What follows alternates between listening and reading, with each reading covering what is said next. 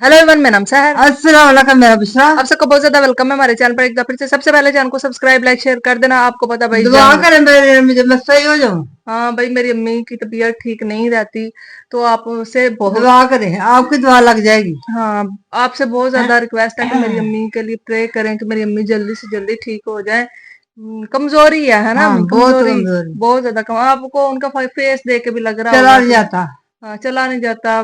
बहुत ज्यादा मुश्किल में है, तो प्लीज दुआ कीजिए।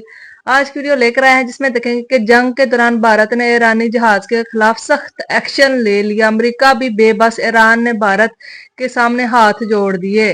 तो भाई देखते हैं आज की वीडियो में कि भाई किस तरह से ईरान ने भारत के सामने हाथ जोड़े हैं। वीडियो को अंत तक देखे, चैनल को कर लेना सब्सक्राइब, लाइक, शेयर। ज्यादा से ज्यादा शेयर करो। आज व्लॉग आने वाला है, व्लॉग इतना मजे का होने वाला है। यहाँ अभी तक व्लॉग मैं सबसे पहले व्लॉग ही अपलोड करूंगी। व्लॉग अपलोड हो चुका है, उसको जाके आपने देखना है कि कितना मजे का व्लॉग है।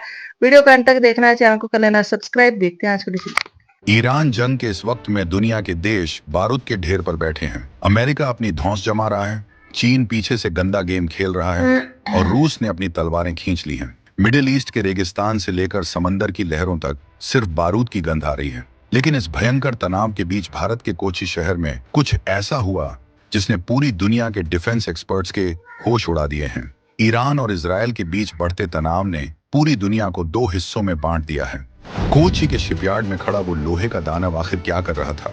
क्या ये सिर्फ एक जहाज की मरम्मत थी या फिर समंदर के सीने पर लिखी जा रही कोई नई इबारत? ईरान का वो जंगी जहाज जिसका नाम सुनते ही समंदर में हलचल तेज हो जाती है, आखिर भारत की शरण में क्यों आया? अमेरिका की कड़ी पाबंदियों और ग्लोबल प्रेशर के बावजूद भारत ने ईरान के साथ जो किया, उसने वॉशिंगटन से लेकर बीजिंग तक खलबली मचा दी है। IRIS लावण के 183 क्रू मेंबर्स के साथ भारत ने जो किया वो कोई मामूली खबर नहीं है। ये एक ऐसी बिसात है जहां एक तरफ युद्ध की आग धधक रही है और दूसरी तरफ दोस्ती का एक ऐसा पैगाम दिया जा रहा है जो इतिहास के पन्नों में दर्ज होगा। क्या भारत ने ईरान को बचाकर दुनिया को अपनी ताकत का ट्रेलर दिखा दिया है?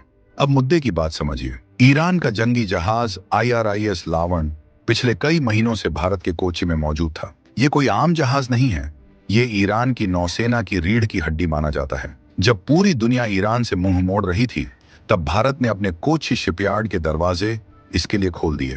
183 ईरानी नाविकों की घर वापसी की तैयारी पूरी हो चुकी है। लेकिन सवाल यह है कि जब ईरान चारों तरफ से घिरा हुआ है, तब भारत उसे ये स्पेशल ट्रीटमेंट क्यों दे रहा है?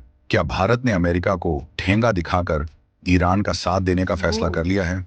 इस कहानी की गहराई में उतरेंगे तो पता चलेगा कि ये सिर्फ एक जहाज की रिपेयरिंग का मामला नहीं है। ये 2026 की वो कूटनीति है जहां भारत अपनी शर्तों पर दुनिया चला रहा है। ईरान के ये 183 जांबाज जब कोच्चि से वापस तेहरान की उड़ान भरेंगे, तो उनके दिल में भारत के लिए जो इज्जत होगी वो अरबों डॉलर की डील से भी बड़ी है। ईरान बार बार भारत का शुक्रिया अदा कर रहा है, लेकिन क्यों? आखिर भारत ने ऐसा क्या जादू कर दिया कि ईरान जैसा सख्त देश आज नतमस्तक है?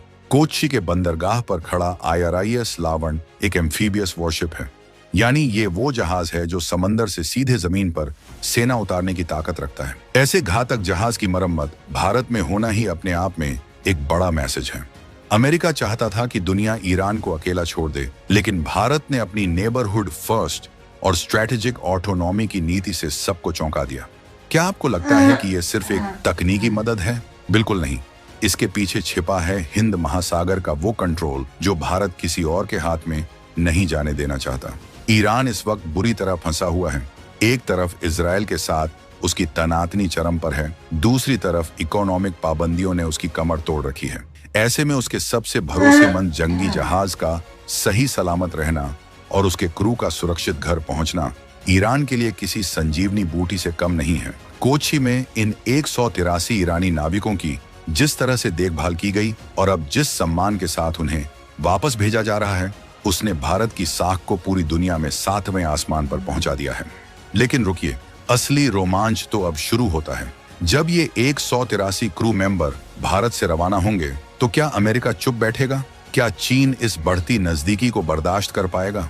भारत ने कोच्चि में जो दाम खेला है, उसने ग्लोबल जियोपॉलिटिक्स का पूरा नक्शा ही बदल दिया है। ईरान के ये नाविक जब वापस अपने देश पहुंचेंगे, तो वो अपने साथ भारत की वो प्रोफेशनल बॉन्डिंग और भरोसा लेकर जाएंगे जिसे दुनिया की कोई भी मिसाइल नहीं तोड़ सकती। भारत ने साफ कर दिया है कि वो किसी के दबाव में आकर अपने पुराने दोस्तों को नहीं छोड़ेगा। ईरान के साथ हमारे रिश्ते सदियों पुराने हैं और आज जब ईरान मुश्किल में है तो भारत ने एक बड़े भाई की भूमिका निभाई है। IRIS लावण का कोची में रुकना और वहां के इंजीनियरों द्वारा उसे फिर से समंदर का राजा बनाना, ये दिखाता है कि भारत की शिपयार्ड टेक्नोलॉजी अब वर्ल्ड क्लास हो चुकी है। हम सिर्फ अपने जहाज नहीं बना रहे बल्कि दुनिया के घातक जहाजों को नया जीवन भी दे रहे हैं। सोचिए, 183 ईरानी सैनिक भारत की धरती पर थे। उन्होंने भारतीय संस्कृति को करीब से देखा, यहाँ की मेहमान नवाजी को महसूस किया। जब ये लोग ईरान वापस जाएंगे तो वहाँ की सड़कों पर भारत की जय जयकार होगी। ईरान की इसलिए तो सरकार ने ईरान ने भी आधिकारिक तो तौर उनके पर साथ भारत अच्छे का आभार ताल्लुकात जताया रखे हैं है। ना। ये आभार सिर्फ एक जहाज ठीक करने के लिए नहीं है बल्कि उस वक्त साथ खड़े होने के लिए है जब दुनिया ईरान को नक्शे से मिटाने की बात कर रही थी।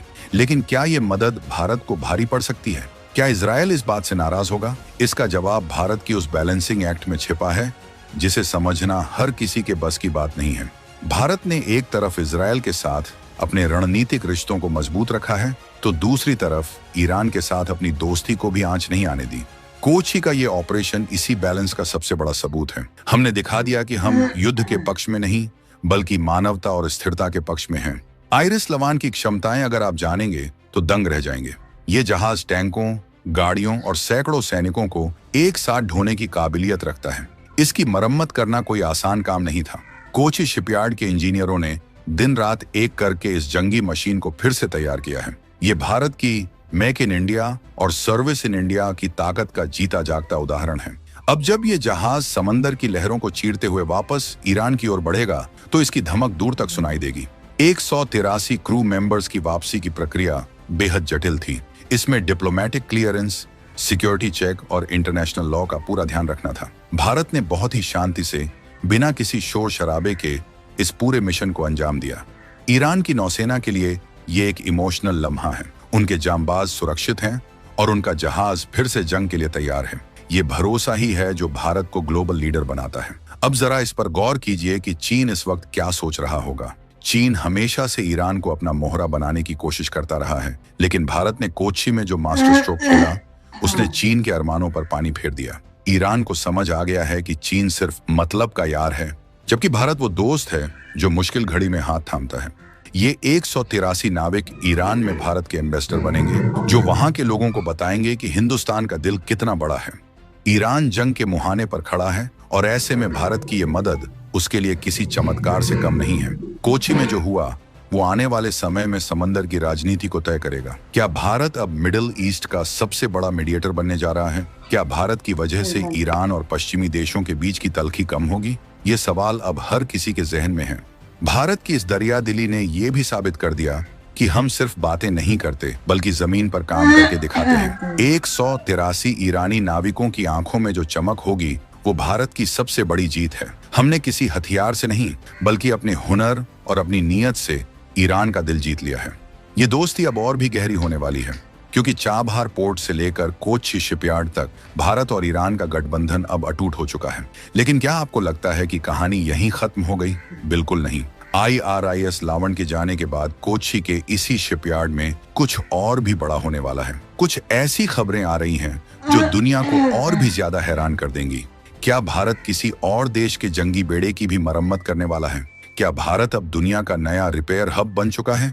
इन सवालों के जवाब आने वाले चंद दिनों में मिल जाएंगे। ईरान का शुक्रिया अदा करना ये बताता है कि वो भारत की ताकत को पहचान चुका है। उसे पता है कि अगर इस क्षेत्र में कोई उसकी आवाज सुन सकता है तो वो सिर्फ दिल्ली है।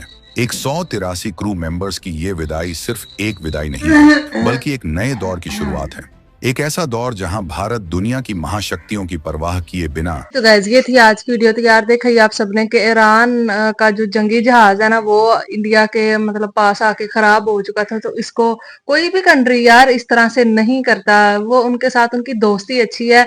और आपको पता ही होगा कि भाई इंडिया के जो है ना जो जहाज हैं जिनमें सामान लोड होके आता है, तो साथ में ऑयल भी, वो जो है ना ईरान ने पास कर दिए थे वहां से कि आप अपने जो है ना वो लेके जा सकते हैं। तो इस वजह से भी आई थिंक सो कि उन्होंने मेहरबानी दिखाई है, तो फिर उनका भी मेहरबानी दिखाना बनता है। वो कहते हैं एक हाथ से लो दूसरे हाथ से दो, तो वही हिसाब यहाँ पे हो रहा है। और इंटरनेशनल लेवल पे कोई किसी का दोस्त नहीं होता, सब अपने अपने बारे में सोच रहे होते हैं पर सबको। फिर वो तो बन गया, हाँ इंडिया तो बन गया ना उनका। हाँ, दोस्त तो बन गया, लेकिन वहां पे भी हमें हर कोई मतलब ही है ना, जरूरत का नहीं। जरूरत ही है ना, यही कहेंगे। क्योंकि मैं नहीं समझती कि कोई किसी की वैसे एवं कोई हेल्प करता है। कोई अपना बहन भाई बिना मतलब के हेल्प नहीं करता, तो फिर तो वो देश है बड़े बड़े, कैसे मैं मान सकती हूँ कि हाँ, कोई किसी बच्चा को ले, बच्चे ने पैसे दे हाँ, कर बच्चे को वो अगर कोई चीज लेने में 10 रुपए ना दो ना उसको, तो वो जाता ही नहीं है। ठीक है, इस तरह से हर कोई है भाई, हर किसी को लालच है। आप इस दुनिया में अगर आए हैं तो आप समझ लें कि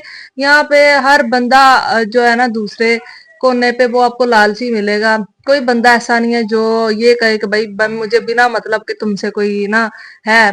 लेकिन यार मैं हैरान हूँ कि इंसानियत खत्म हो गया है, सब में इंसानियत। पता नहीं वो कौन से लोग हैं जिनमें इंसानियत अभी, मुझे लगता था शायद कि मैं जैसी हूँ ना, मुझे जैसे अच्छे लोग हैं सब दूसरे, पता नहीं मैं अच्छी हूं भी या नहीं। लेकिन मैं बहुत ज्यादा मासूम थी, लेकिन अब जब बाहर निकली हूँ ना तो दुनिया पता चली कि दुनिया कहाँ पे बसती है। जैसा हम सोचते हैं दुनिया वैसी बिल्कुल भी नहीं है। दुनिया का एक असल और एक अलग रूप देखने में मिला, जो मैंने शायद ही जिंदगी में कभी देखा होगा। तो आपकी क्या राय है भाई कि क्या अब इन दोनों के ताल्लुकात, आपको लगता है कि फ्रेंडशिप है या फिर आपको लगता है कि दोनों एक दूसरे से मतलब के लिए लगे हुए हैं? आपको क्या लगता है बताइएगा। वैसे जो अक्लमंद है उसको तो पता है कि मतलब के लिए ही सब लगे होते हैं, और बिना मतलब के तो कोई भी किसी की हेल्प नहीं करता, और वो भी इंटरनेशनल लेवल पे। ये तो सोच भी नहीं सकते। वीडियो कैसी लगी बताना, फिर मिलता है एक और वीडियो में।